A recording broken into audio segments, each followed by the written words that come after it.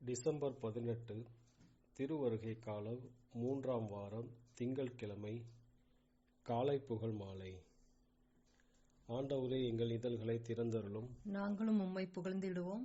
தந்தைக்கும் மகனுக்கும் தூய ஆவிக்கும் ஆட்சி உண்டாவதாக. தொடக்கத்திலே இருந்தது போல் இப்போதும் எப்பொழுதும் என்றென்றும் இருப்பதாக. ஆமீன். அல்லேலூயா. அழைப்பு பல்லவியும் அழைப்பு திருப்பாடலும்.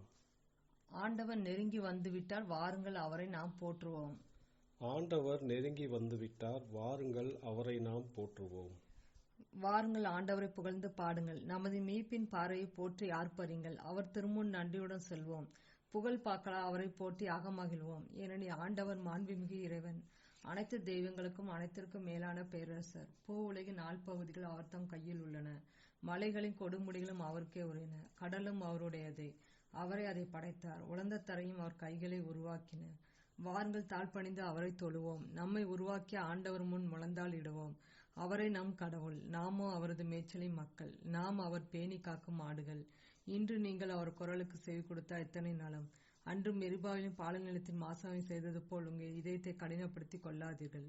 அங்கே உங்கள் மூதாதையை என்னை சோதித்தனர், என் செயல்களை கண்டிருந்தும் என்னை சோதித்து பார்த்தனர். 40 ஆண்டுகளின் தலைமுறை எனக்கு வெறுப்பூட்டிதான் நான் உரைத்தது. அவர்கள் உறுதியற்ற உள்ளங்கொண்ட மக்கள், என் வழிகளை அறியாதவர்கள். எனவே நான் சினமுற்று, நான் அளிக்கும் இளைப்பாற்றிய நாட்டிற்குள் நுழைவே மாட்டார்கள் என்று ஆணையிட்டு கூறினேன். தந்தைக்கும் மகனுக்கும் தூய ஆவிக்கும் ஆட்சி உண்டாவதாக. தொடக்கத்தில் இருந்தது போல இப்போதும் எப்போதும் என்றென்றும் இருப்பதாக. ஆமீன்.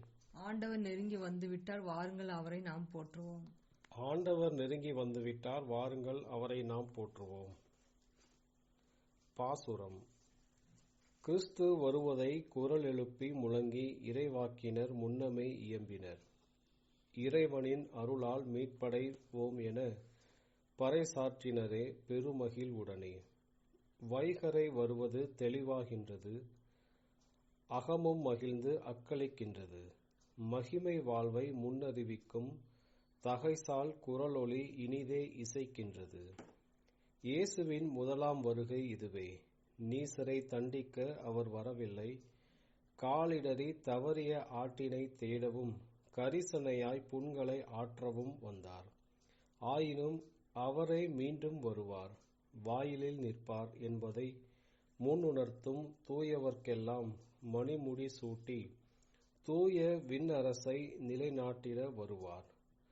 உறுதிமொழி இதோ அருளப்பட்டது, இறுதியில்லா பேரொளி ஒளிரும் கிறிஸ்துவே, வேண்டினோம் உம்மை என்றும் இறையெனக் காண்போம், ஏத்தி போற்றுவோம்.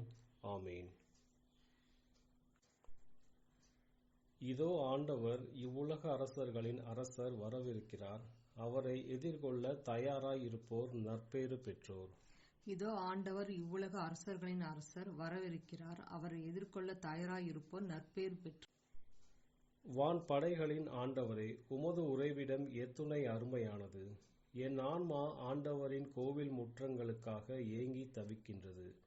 என் உள்ளமும் உடலும் என்றுமுள்ள இறைவனை நினைந்து களி கூர்கின்றது. படைகளின் ஆண்டவரே, என் அரசரே, என் இறைவா, உம் பீடங்களின் அடைக்கலான் குருவிக்கு வீடு கிடைத்துள்ளது. தங்கள் குஞ்சுகளை வைத்திருப்பதற்கு சிட்டுக்குருவிகளுக்கு கூடும் கிடைத்துள்ளது. உமது இல்லத்தில் தங்கியிருப்போர் நற்பேறு பெற்றோர். அவர்கள் எந்நாளும் உம்மை புகழ்வார்கள். உம்மிடமிருந்து வலிமை பெற்ற மானிடர் பேறு பெற்றோர். அவர்களது உள்ளம் சீயோனுக்கு செல்லும் நெடுஞ்சாலைகளை நோக்கியே உள்ளது. வறண்ட பாக்கா பள்ளத்தாக்கை அவர்கள் கடந்து செல்கையில் அதை நீரூற்றுகள் உள்ள இடமாக மாற்றுகின்றார்கள். முதல் பருவமழையும் அதனை நீர்நிலைகள் நிறைந்த இடமாக்கும். அவர்கள் நடந்து செல்கையில் மேலும் மேலும் வலிமை பெறுகின்றார்கள். பின்பு தெய்வங்களின் இறைவனை சீயோனில் காண்பார்கள். படைகளின் ஆண்டவரே, என் விண்ணப்பத்தை கேட்டருளும். யாக்கோபின் கடவுளே, எனக்கு செவிசாய்த்தருளும்.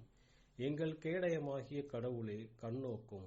நீர் திருப்பொழிவு செய்தவரின் முகத்தை கனிவுடன் பாரும். வேற்றிடங்களில் வாழும் 1000 நாட்களிலும் உம் கோவில் முற்றங்களில் தங்கும் ஒரு நாளே மேலானது. பொல்லாரின் கூடாரங்களில் குடியிருப்பதினும் என் கடவுளது இல்லத்தின் வாயிற்காவலனாய் நிற்பதே மேலானது. கடவுளாகிய ஆண்டவர் நமக்கு கதிரவனும் கேடயமுமாய் இருக்கின்றார். ஆண்டவர் அருளையும் மேன்மையையும் அளிப்பார். மாசற்றோராய் நடப்போருக்கு நன்மையானவற்றை வழங்குவார். படைகளின் ஆண்டவரே, உம்மை நம்பும் மானிடர் பேறு பெற்றோர். தந்தைக்கும் மகனுக்கும் தூய ஆவிக்கும் ஆட்சி உண்டாவதாக. தொடக்கத்தில் இருந்தது போல் இப்போதும் எப்பொழுதும் என்றென்றும் இருப்பதாக. இதோ ஆண்டவர் இவ்வுலக அரசர்களின் அரசர் வரவிருக்கிறார். அவரை எதிர்கொள்ள தயாராய் இருப்போர் நற்பேறு பெற்றோர். இதோ ஆண்டவர் இவ்வுலக அரசர்களின் அரசர் வரவிருக்கிறார். அவரை எதிர்கொள்ள தயாராய் இருப்போர் நற்பேறு பெற்றோர். ஆண்டவருக்கு புதியதொரு பாடலை பாடுங்கள். உலகெங்கும் வாழ்வோரே ஆண்டவரை போற்றி பாடுங்கள். ஆண்டவருக்கு புதியதோர் பாடலை பாடுங்கள். உலகெங்கும் வாழ்வோரே ஆண்டவரை போற்றி பாடுங்கள். இறுதி நாட்களில் ஆண்டவரின் கோவில் அமைந்துள்ள மலை எல்லா மலைகளுக்குள்ளும் உயர்ந்ததாய் நிலைநிறுத்தப்படும். எல்லா குன்றுகளுக்குள்ளும் மேலாய் உயர்த்தப்படும். மக்கள் இனங்கள் அதை நோக்கி சாராயாய் வருவார்கள். வேற்றினத்தார் பலர் அங்கு வந்து சேர்ந்து, புறப்படுங்கள், ஆண்டவரின் மலைக்கு செல்வோம், யாக்கோபின் கடவுளின் கோவிலுக்கு போவோம். அவர் தம் வழிகளை நமக்கு கற்பிப்பார், நாமும் அவர் நெறியில் நடப்போம் என்பார்கள். ஏனெனில் சீயோனிலிருந்தே திருச்சட்டம் வெளிவரும், எருசலேமிலிருந்தே ஆண்டவரின் திருவாக்கு புறப்படும். அவர் வேற்றினத்தாரிடையே உள்ள வழக்குகளை தீர்த்து வைப்பார், பல இன மக்களுக்கு தீர்ப்பளிப்பார். அவர்கள் தங்கள் வாள்களை கலப்பை கொழுக்களாகவும் தங்கள் ஈட்டிகளை கருவாள்களாகவும் அடித்துக் கொள்வார்கள். ஓர் இனத்திற்கு எதிராக மற்றொரு இனம் வாள் எடுக்காது. அவர்கள் இனி ஒருபோதும் போர் பயிற்சி பெற மாட்டார்கள். யாக்கோபின் குடும்பத்தாரை, வாருங்கள், நாம் ஆண்டவரின் ஒளியில் நடப்போம். தந்தைக்கும் மகனுக்கும் தூய ஆவிக்கும் ஆட்சி உண்டாவதாக. தொடக்கத்தில் இருந்தது போல இப்போதும் எப்போதும் என்றென்றும் இருப்பதாக. ஆமீன். ஆண்டவருக்கு புதியதொரு பாடலை பாடுங்கள். உலகெங்கும் வாழ்வோரே ஆண்டவரை போற்றி பாடுங்கள். ஆண்டவருக்கு புதியதோர் பாடலை பாடுங்கள். உலகெங்கும் வாழ்வோரே ஆண்டவரை போற்றி பாடுங்கள்.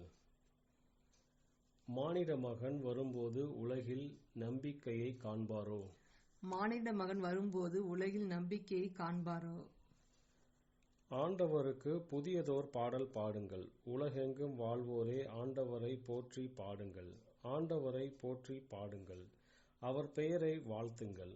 அவர் தரும் மீட்பை நாள்தோறும் அறிவியுங்கள். பிற இனத்தாருக்கு அவரது மாட்சியை எடுத்துரையுங்கள். அனைத்து மக்கள் இனங்களுக்கும் அவர் தம் வியத்தகு செயல்களை அறிவியுங்கள்.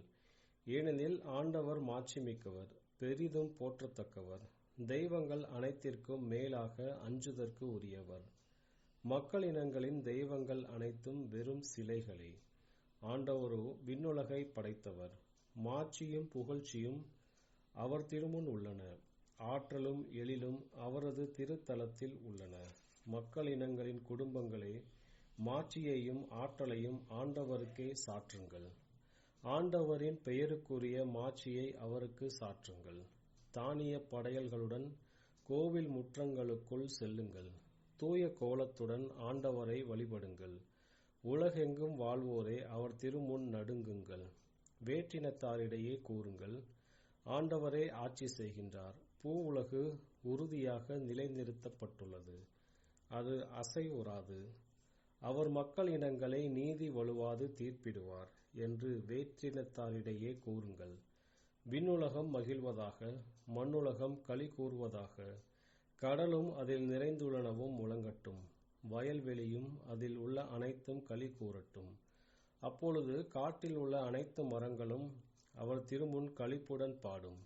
ஏனெனில் அவர் வருகின்றார், மண்ணுலகிற்கு நீதி தீர்ப்பு வழங்க வருகின்றார். நில உலகை நீதியுடனும் மக்கள் இனங்களை உண்மையுடனும் அவர் தீர்ப்பிடுவார். தந்தைக்கும் மகனுக்கும் தூய ஆவிக்கும் ஆட்சி உண்டாவதாக. தொடக்கத்தில் இருந்தது போல் இப்போதும் எப்பொழுதும் என்றென்றும் இருப்பதாக. மானிட மகன் வரும்போது உலகில் நம்பிக்கையை காண்பாரோ? மானிட மகன் வரும்போது உலகில் நம்பிக்கையை காண்பாரோ? ரோமையருக்கு எழுதப்பட்ட திருமுகத்திலிருந்து வாசகம். இறுதி காலம் இதுவே என அறிந்து கொள்ளுங்கள். உறக்கத்தினின்று விழித்தெழும் நேரம் ஏற்கனவே வந்துவிட்டது. நாம் கிறிஸ்துவின் மேல் நம்பிக்கை கொண்டபோது இருந்ததை விட மீட்பு இப்பொழுது மிக அண்மையில் உள்ளது. இரவு முடியப் போகிறது, பகல் நெருங்கி உள்ளது. ஆகவே இருளின் ஆட்சிக்குரிய செயல்களை களைந்துவிட்டு ஒளியின் ஆட்சிக்குரிய படைக்கலங்களை அணிந்து கொள்வோமாக. ஆண்டவரின் அருள்வாக்கு. இறைவா, உமக்கு நன்றி. எருசலேமே, ஆண்டவரின் மாட்சி உன்மீது சுடர்விடும் சூரியனைப் போல் அவர் உன்மீது எழுந்தருள்வார். எருசலேமே, ஆண்டவரின் மாட்சி உன் மீது சுடர்விடும் சூரியனைப் போல் அவர் உன் மீது எழுந்தருள்வார். அவருடைய மாட்சி உன் நடுவில் தோன்றும். எருசலேமே, ஆண்டவரின் மாட்சி உன் மீது சுடர்விடும் சூரியனைப் போல் அவர் உன் மீது எழுந்தருள்வார். தந்தைக்கும் மகனுக்கும் தூய ஆவிக்கும் மாட்சி உண்டாவதாக. எருசலேமே, ஆண்டவரின் மாட்சி உன் மீது சுடர்விடும் சூரியனைப் போல் அவர் உன் மீது எழுந்தருள்வார். முதல் வாசகம். ஏசாயா நூலிலிருந்து வாசகம். உங்களுக்கு கருணை காட்ட ஆண்டவர் காத்திருப்பார், உங்களுக்கு இரங்குமாறு எழுந்தருள்வார். ஏனெனில் ஆண்டவர் நீதியின் கடவுள், அவருக்காக காத்திருப்போர் நற்பேறு பெற்றோர். சீயோன் வாழ் மக்களே, எருசலேமில் குடியிருப்போரே, நீங்கள் இனி ஒருபோதும் அழமாட்டீர்கள். அவர் உங்கள் மேல் திண்ணமாய் அருள் கூறுவார். நீங்கள் கூப்பிடும் குரலுக்கு செவிசாய்த்து உங்களுக்கு மறுமொழி அளிப்பார். என் தலைவராகிய உங்கள் போதகர் உங்களுக்கு துன்பம் என்னும் அப்பத்தையும் ஒடுக்குதல் என்னும் நீரையும் கொடுத்திருந்தாலும் இனி தம்மை மறைத்துக் கொள்ள மாட்டார். உங்கள் போதகரை நீங்கள் கண்ணால் காண்பீர்கள். நீங்கள் வலப்புறமோ இடப்புறமோ எப்பக்கம் சென்றாலும் இதுதான் வழி, இதில் நடந்து செல்லுங்கள் என்னும் வார்த்தை பின்னிலிருந்து உங்கள் செவிகளில் ஒலிக்கும். அப்பொழுது வெள்ளி பொதிந்த உங்கள் சிலையையும் பொன் வேய்ந்த உங்கள் வார்ப்பு படிமங்களையும் தீட்டாக கருதுவீர்கள். தீட்டானவற்றை அவற்றை கருதி வெளியே வீசி தொலைந்து போ என்பீர்கள். நீங்கள் நிலத்தில் விதைத்துள்ள விதை மீது ஆண்டவர் மழை பொழிவார். நிலத்தின் விளைவான உணவு செழுமையாகவும் மிகுதியாகவும் இருக்கும். அந்நாளில் உன் மந்தை பரந்த மேய்ச்சல் வெளியில் மேயும். முரத்தாலும் சுளகாலும் தூற்றப்பட்டு சுவையிட்டப்பட்ட தீனியை நிலத்தை உழும் காளைகளும் கழுதைகளும் தின்னும். கோட்டைகள் இடிந்து விழுகின்ற மிக பெரும் அழிவு நாளில் வானளாவிய மலைகள் அனைத்தின் மேலும் உயர்ந்த குன்றுகள் அனைத்தின் மேலும் கால்வாய்களும் நீரோடைகளும் தோன்றும். ஆண்டவர் நம் மக்களின் முறிகளை கட்டி தாம் அடித்து ஏற்படுத்திய காயங்களை குணமாக்கும் நாளில் நிலவில் ஒளி கதிரவன் ஒளி போலாகும். கதிரவன் ஒளி 7 பகல்களின் ஒளி ஒன்று திரண்டால் போல் 7 மடங்காகும். ஆண்டவரின் அருள்வாக்கு. இறைவனுக்கு நன்றி. இரண்டாம் வாசகம். மடாதிபதியான புனித தியரி விவிலியம் எழுதிய கடவுளை தியானித்தல் என்னும் கட்டுரை. அவரே நம்மை முதலில் அன்பு செய்தார். நீர் ஒருவரே உண்மையான ஆண்டவர், உம்மால் ஆளப்படுவதே எங்கள் மீட்பு. ஏனெனில் உமக்கு ஊழியம் செய்வது என்பது எங்களுக்கு உம்மால் மீட்கப்படுவதை தவிர வேறொன்றும் இல்லை. மீட்பே உமது கொடை, உம் ஆசீரோ உம் மக்கள் மீது உள்ளது. ஓ ஆண்டவரே, உம்மை அன்பு செய்யவும் உம்மால் அன்பு செய்யப்படுவதுமாகிய கொடையை நாங்கள் பெற்றுக்கொள்வதே அன்றி உம் மீட்பு என்பது வேறு யாது?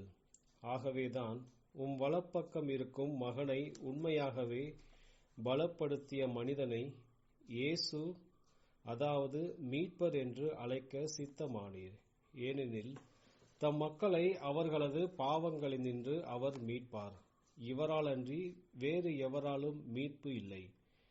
சிலுவை சாவை ஏற்கும் அளவுக்கு நம்மை முதலில் அவர் அன்பு செய்து தம்மை அன்பு செய்ய நமக்கு கற்றுக் கொடுத்தார்.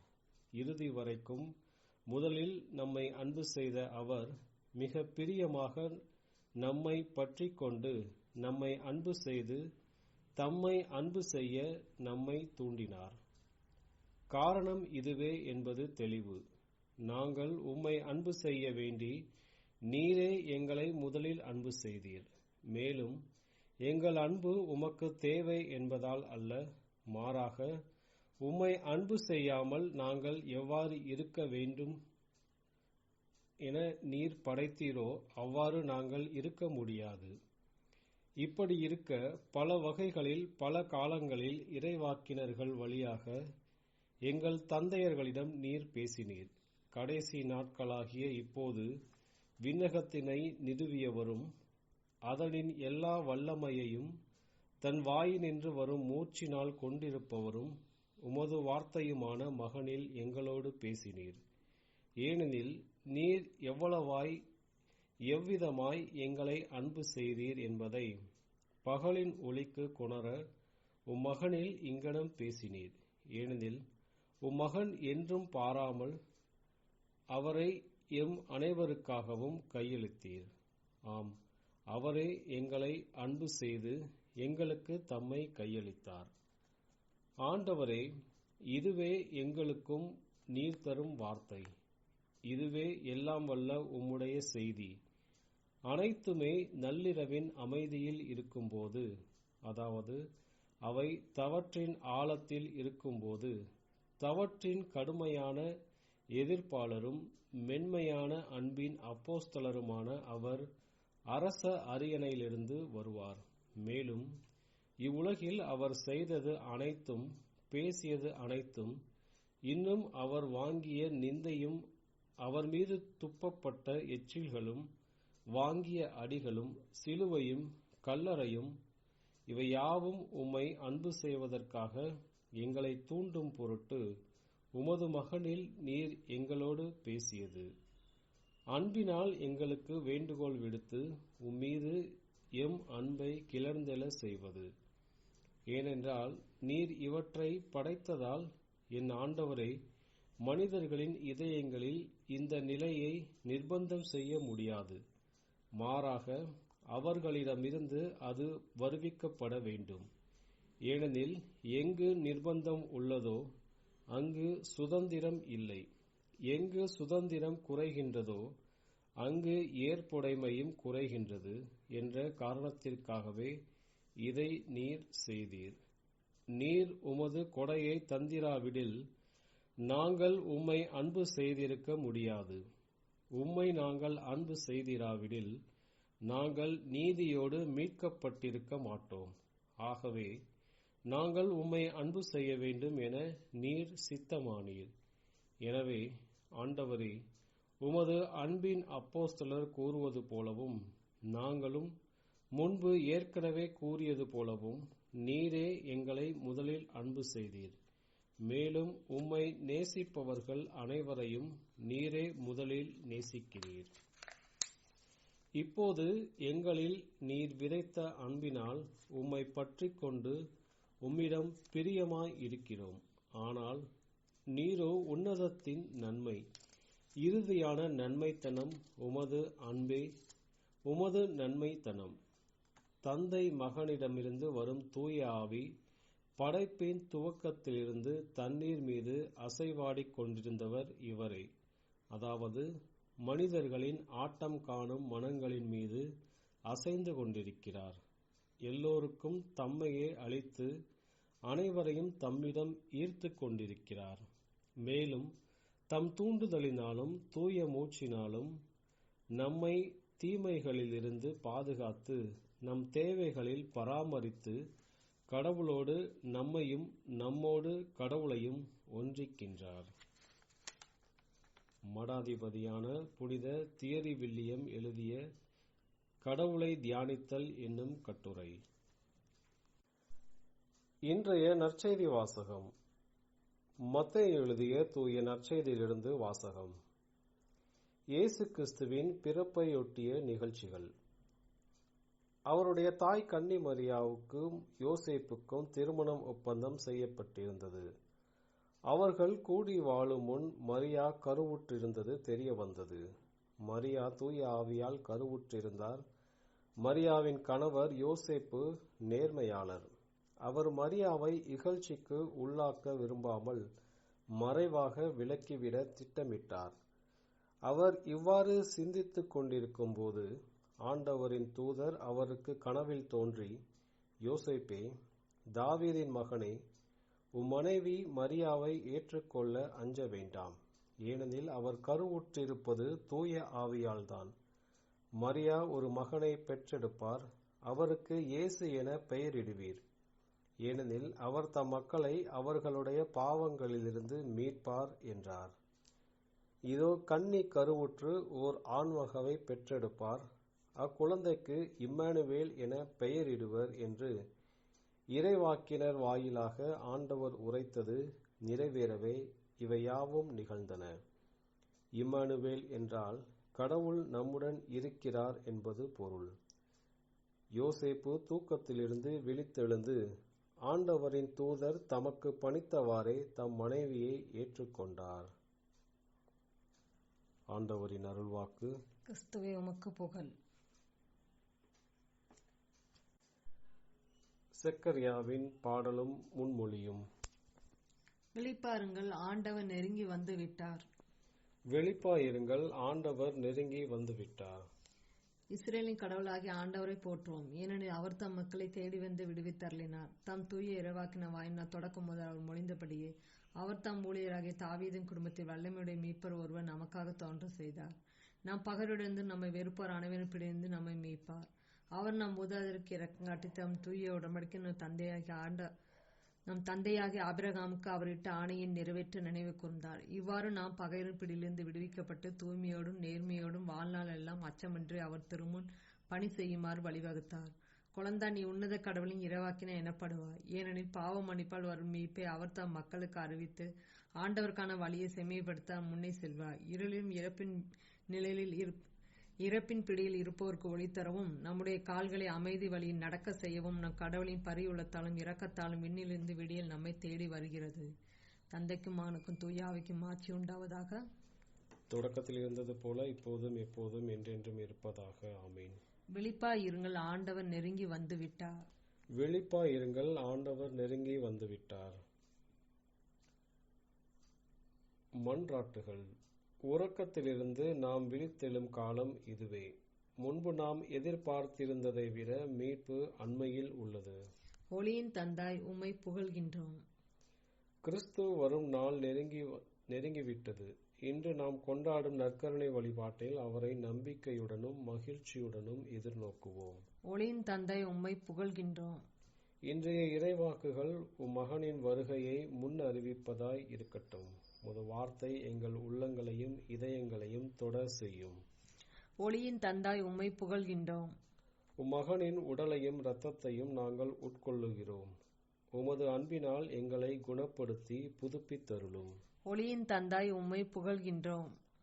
ஒரே குடும்பமாக இணைக்கப்பட்ட நாங்கள் மேன்மேலும் அமைதிக்குரியவற்றை தேடுவோமாக. இதனால் கிறிஸ்து மீண்டும் வரும் வரை எங்கள் வாழ்வை ஒன்றாக கட்டி எழுப்ப அருள் புரிவீராக. ஒளியின் தந்தாய், உம்மை புகழ்கின்றோம். நம்முடைய தனிப்பட்ட மன்றாட்டுகள். ஆண்டவரின் இறைவேண்டல். விண்ணுலகில் இருக்கிற எங்கள் தந்தையே, உமது பெயர் தூயது என போற்றப்படுக. உமது ஆட்சி வருக.